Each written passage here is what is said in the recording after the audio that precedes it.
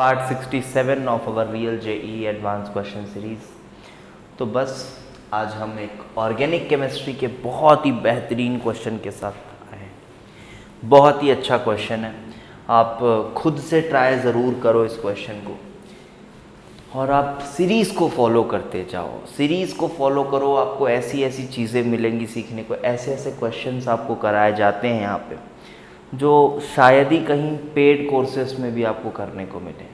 और जो level of explanation है वो आप खुद फील करोगे कि हाँ यार एक्चुअली में कुछ पढ़ रहे हो, कुछ समझ रहे हो। ठीक है, हाँ, गिवन दैट आपके बेसिक्स थोड़े से क्लियर होने चाहिए, क्योंकि मैं एकदम ज़ीरो से चीज़ों को पढ़ा नहीं रहा हूँ यहाँ पे। बट हाँ, अगर आपके बेसिक थोड़ी बहुत बेसिक नॉलेज भी है तो आप क्वेश्चंस को समझ पाओगे अच्छे से। पूरा प्रॉपर एक्सप्लेनेशन दिया जाता है। और रही बात टेलीग्राम चैनल की, बहुत बच्चों ने रिक्वेस्ट किया है, तो हाँ बस उस पर भी अपडेट मैं आपको 1-2 दिन में दे दूँगा। सोचें हैं करने का कुछ अच्छा, और कुछ ऐसा अच्छा करेंगे उसमें कि आपको मज़ा आ जाएगा। ठीक है, उसके थ्रू कुछ ऐसा करेंगे कि आपको काफ़ी बेनिफिट होगा उससे। बट एक मेरे तरफ से भी एक कंडीशन है कि आप थोड़ा सा चैनल को स्प्रेड करो और शेयर करो चीज़ों को। ठीक है, क्योंकि आपको सच में एक्चुअल लेवल, एडवांस लेवल के कंटेंट आपको प्रोवाइड कर रहा हूँ मैं। आप कोई भी वीडियो उठा के देखो, आप खुद इस बात को फील करोगे अगर थोड़े भी समझदार होगे। ठीक है, तो आप इसी क्वेश्चन से आप एनालाइज कर सकते हो चीज़ों को अच्छे से। तो आप थोड़ा सा शेयर करें, उसके बाद आपको बहुत अच्छी अच्छी चीज़ें ला के दूँगा। थोड़ी और ऑडियंस कलेक्ट हो जाए हमारे पास तो बहुत अच्छी अच्छी चीज़ें आपको मिलेंगी, बहुत बेनिफिशियल होगी सबके लिए। And that will be free of cost YouTube पे ही। चलिए देखिए, तो यहाँ पे इस क्वेश्चन को आप अप्रोच करें खुद से। हो सकता है फंसेंगे बीच में कहीं, बट मज़ा आएगा आपका ये सॉल्व इसको। तो चलिए देखते हैं सॉल्यूशन वाला पार्ट। देखो क्या किया होगा आपने कि ICL देखा, और ICL देखने के बाद सबसे पहली वाली फीलिंग क्या आई होगी कि ये पाई बॉन्ड को हटा देते हैं। ध्यान से समझना, मैं आपको अप्रोचेस बता रहा हूँ कि क्या क्या पॉसिबल अप्रोच है। ठीक है, वो क्यों नहीं किए, वो क्यों कर रहे हैं, ये हर पॉसिबल अप्रोच। कुछ टीचर्स को मैंने बोलते हुए सुना है, ऑर्गेनिक केमिस्ट्री ही पढ़ा रहे होते हैं कुछ टीचर्स, और ये बोलते हुए सुना है कि ऑर्गेनिक में कुछ भी हो जाता है कभी भी। नहीं यार, कुछ भी कभी भी बिल्कुल नहीं होता है। आपको समझ होनी चाहिए सब्जेक्ट की, तब आपको समझ में आएगा क्या, कब, क्यों, कैसे हो रहा है। और अगर आपको एक्चुअल डिटेलिंग चाहिए चीज़ों की तो आप हमारी क्लेडन वाली सीरीज़ फॉलो कर सकते हैं। वहाँ आपको बहुत अच्छे से डिटेल में चीज़ों को पढ़ाया। एक वीडियो बची है उसमें E1 CB की, आ जाएगी 2-3 दिन में वो भी। चलो, तो यहाँ पे आपने क्या किया है कि ICL देखा आपने। ICL देखा आपने, सबसे पहले आपने सोचा यहाँ पे तोड़ के मैं ICL लगा देता हूँ, I इधर, CL इधर, ये जैसा भी आपको पसंद आ रहा हो। आपने सोचा होगा ICL लगा देते हैं, बट आपने फिर यहाँ देखा होगा इसमें कहीं भी क्या नहीं नज़र आ रहा है, CL नज़र नहीं आ रहा है। तो CL नज़र नहीं आ रहा है तो फिर आपका मन टूट गया होगा और आपने सोचा होगा अरे यार कुछ और ट्राई करते हैं, कुछ और ट्राई करते हैं, और उसके बाद आपने पाई बॉन्ड को छोड़ दिया होगा। अब पाई बॉन्ड को छोड़ के आप बढ़ चले होगे EFR मैकेनिज्म की ओर, और आपको दिखी होगी ये एक्टिवेटेड रिंग और इसके साथ इसका ऑर्थो और पैरा पोजीशन। आप समझ पा रहे होंगे मैं क्या बोल रहा हूँ। इसके साथ आपको दिखा होगा इसका ऑर्थो और पैरा पोजीशन, और आप सोच रहे होंगे इसमें I लगा देते हैं, तो यहाँ I लगा देते हैं क्योंकि I+ इलेक्ट्रोफाइल है। दोनों तरफ I लगा देते हैं, प्रोडक्ट आ जाएगा। ये 2 आइसोमर्स भी बोल रहे हैं। क्या ये अप्रोच गलत है? नहीं, गलत नहीं है। ठीक है, ठीक है, बट थोड़ा क्वेश्चन की डिमांड को समझो। ऑर्गेनिक में जो अच्छे टफ क्वेश्चंस होते हैं ना, अपन को थोड़ा सा क्वेश्चन की डिमांड को भी समझना होता है। तो चलो अभी मैं इसी के साथ प्रोसीड करता हूँ। जब मैंने I लगाया यहाँ पे, उसके बाद क्या हो रहा होगा, उसके बाद जो स्टेप्स हैं वो काफ़ी आसान है। मैं एक आइसोमर लेके समझा देता हूँ, ये ऑर्थो वाला लेके समझा देता हूँ। ये I लगेगा, फिर मैग्नीशियम के साथ आप ग्रिग्नार्ड रिएजेंट बना दोगे, और ग्रिग्नार्ड रिएजेंट ऑब्वियसली NCERT का लैंग्वेज है ये कि हाइड्रोलिसिस होगा, तो ये हाइड्रोकार्बन बन जाता है, तो ये हाइड्रोकार्बन बन जाएगा ग्रिग्नार्ड रीजेंट। इधर पे आपको मिल जाएगा H, और इधर OMe है, OMe भी हाइड्रोलाइज होगा।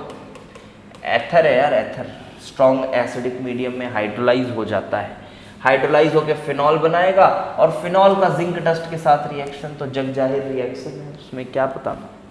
तो फिनॉल के साथ ये भी किस में कन्वर्ट हो जाएगा, हाइड्रोकार्बन में। मतलब यहाँ पे ये एक सिंगल हाइड्रोकार्बन यूनिट बन जाएगा। उसके बाद आपने H2PD कराया होगा। चलो मान लो नॉर्मली तो H2PD आपके एरोमेटिसिटी को ब्रेक करने का दम रखता नहीं है, बट कंडीशंस हीट वाली हैं, और यहाँ भी श्योरिटी के साथ बता दिया है कि H34 हो रहा है, तो मतलब बहुत सारा H आ जा रहा है। दैट मीन्स कि आपने ये पाई बॉन्ड्स को तोड़ा होगा, और जब आपने इस पाई बॉन्ड को तोड़ा ना, तब आपने फिर हाइड्रोजन गिना, तो हाइड्रोजन गिनने पे H36 आ रहा होगा। इसका मतलब एक और अनसैचुरेशन चाहिए। तो क्या करें, किसी एक को छोड़ दें। ऐसे कैसे छोड़ दें, ऐसा होता है क्या, किसी एक बॉन्ड को छोड़ दो, ऐसे नहीं। तो क्या करेंगे, तो थोड़ा सा ना अप्रोच ही चेंज करेंगे। इस अप्रोच से आओगे, यहाँ फंस जाओ। अप्रोच गलत नहीं है, बट क्वेश्चन की डिमांड को समझो। H34 कैसे आ सकता है, तो मैं ये बोल सकता हूँ कि H34 लाने के लिए मुझे एक अनसैचुरेशन चाहिए। अनसैचुरेशन कहाँ से आती है, पाई बॉन्ड से आती है, रिंग से आती है।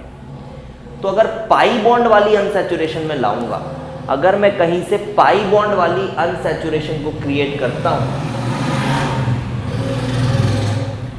वेट करना थोड़ा बैकग्राउंड, चलो ठीक है।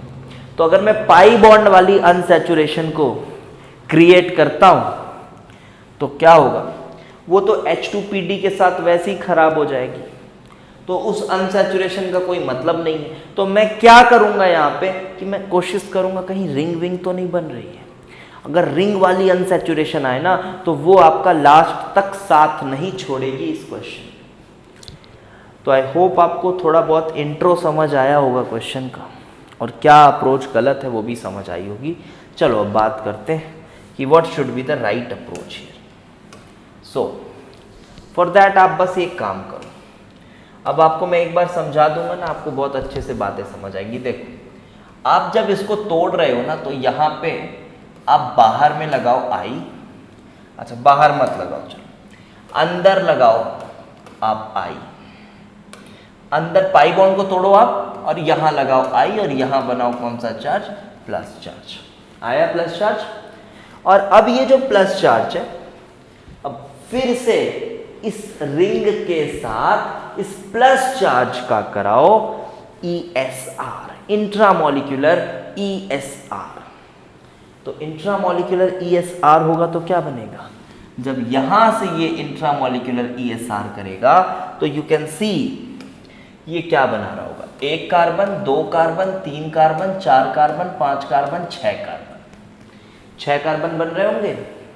और ये 6 कार्बन के साथ आपका यहाँ पे क्या दिख रहा है, ये 6 कार्बन हुए, और 6 कार्बन के साथ आप ये ध्यान से देखिए, ये डबल बॉन्ड, ये फिर सिंगल, फिर ये डबल बॉन्ड, फिर ये सिंगल, और अब इसको आप ऐसा बना दो, क्या जा रहा है, ऐसा बना दो, तो फिर ये देखो डबल बॉन्ड, मतलब बीच में एक एरोमेटिक रिंग क्रिएट हो गई है। आप देखो बीच में एक एरोमेटिक रिंग क्रिएट हो गई है, अगर आपको दिख रहा होगा तो समथिंग लाइक दिस। मैं ड्रॉ भी कर देता हूँ फॉर योर कन्वीनियंस।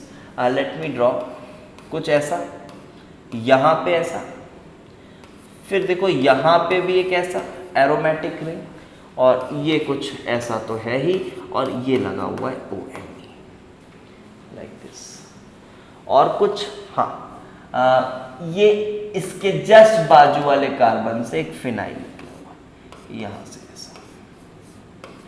क्या आपको ये बात समझ में आई? और आई कहाँ लगा हुआ है, आई लगा हुआ है ये जो कार्बन से निकला है इसके बाजू वाले, देखो यहाँ पे आई देखो, तो समथिंग लाइक दिस। ठीक है सर, एक तो बन गया, दूसरा क्या करोगे? अरे दूसरा क्या होगा, अब यहाँ पे प्लस है, एक बार ऑर्थो से अटैक कराए, एक बार इसी के पैरा से अटैक करो,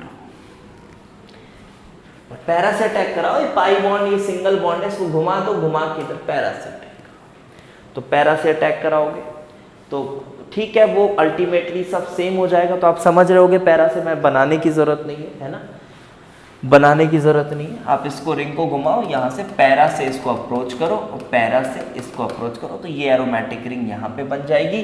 OMe उसके पैरा पोजीशन में रहेगा, मतलब यही आप समझो, यही इसी को हटा के पैरा में, तो वो बन जाएगा। बन गए A और B। आई होप आपको चीज़ें समझ, कमेंट करके भी बताया करो यार, ठीक है, क्वेश्चन कैसा लगा, कैसा है। पढ़ने वाले बच्चों को ही चीज़ें समझ में आएंगी, ठीक है।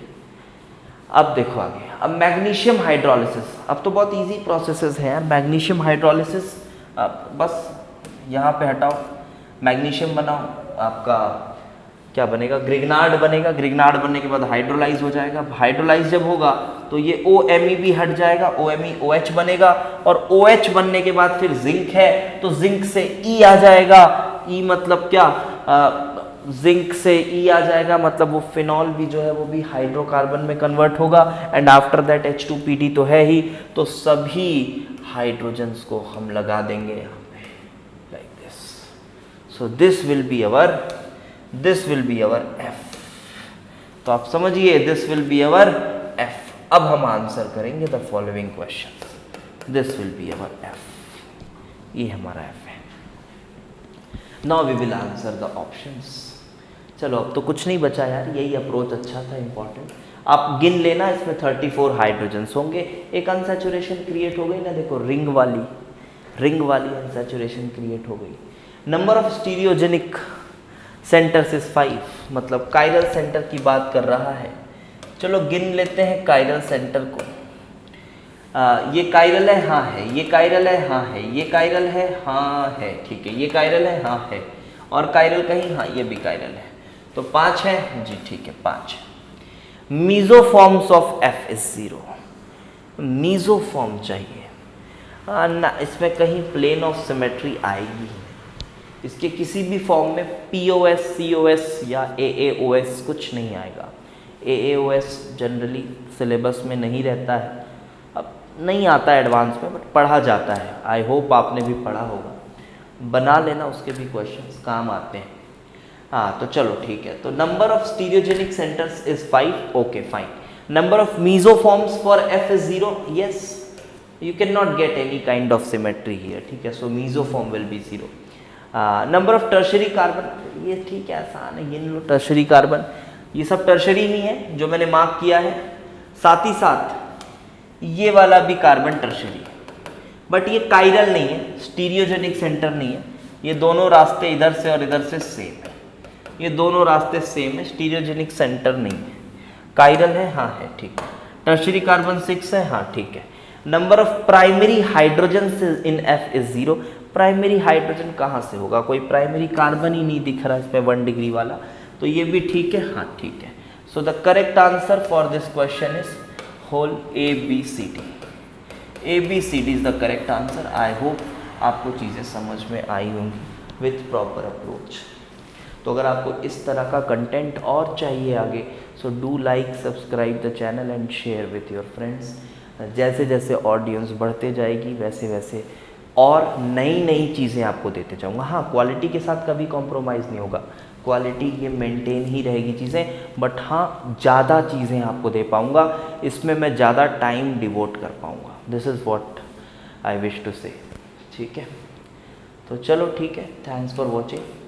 अगली वीडियो में मिलते हैं और बेटर कॉन्सेप्ट्स कुछ लेके आते हैं फिर उसमें, ठीक है। Okay, thanks.